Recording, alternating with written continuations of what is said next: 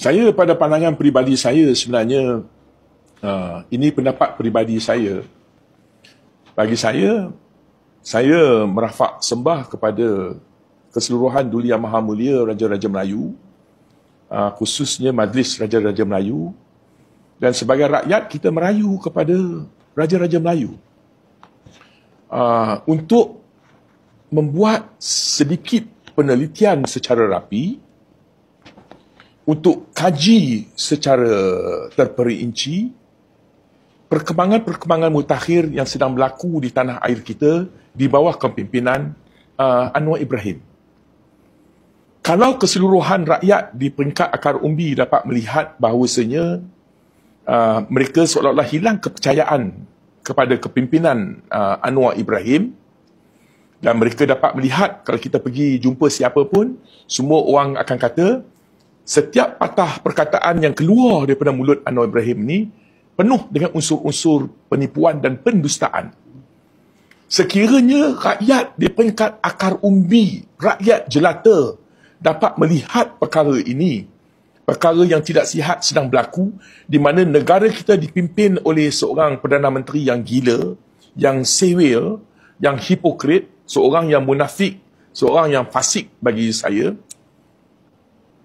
Tak tahulah, bagi saya, takkanlah ke bawah Duli Yang Maha Mulia Raja-Raja Melayu tidak dapat melihat apa yang sedang berlaku.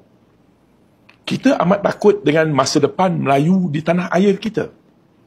Kerana segala tindak tanduk Anwar Ibrahim ini, bagi saya, ianya sedang memberi satu gambaran yang cukup mengerikan pada masa depan orang-orang Melayu di tanah air kita dan juga agama Islam di negara kita.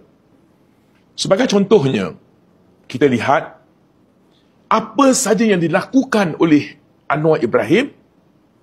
Beliau akan mengambil pelbagai tindakan proaktif untuk nak mengenakan, contohnya, tokoh-tokoh korporat-korporat Melayu. Bermula daripada Allahyarham Tun Daim Zainuddin, anak-anak Tun Dr. Mahathir Mohamad, Tan Sri Syaril Sapura, lepas tu Tan Sri Said Mokhtar Al-Bukhari. Kita dapat melihat secara jelas bahawasanya tokoh-tokoh korporat Melayu ni seorang demi seorang cuba dihancurkan oleh Anwar Ibrahim. Apakah kesalahan salah laku hanya dilakukan oleh korporat-korporat Melayu, tokoh-tokoh korporat Melayu yang beragama Islam? Apakah tokoh-tokoh korporat dari bangsa lain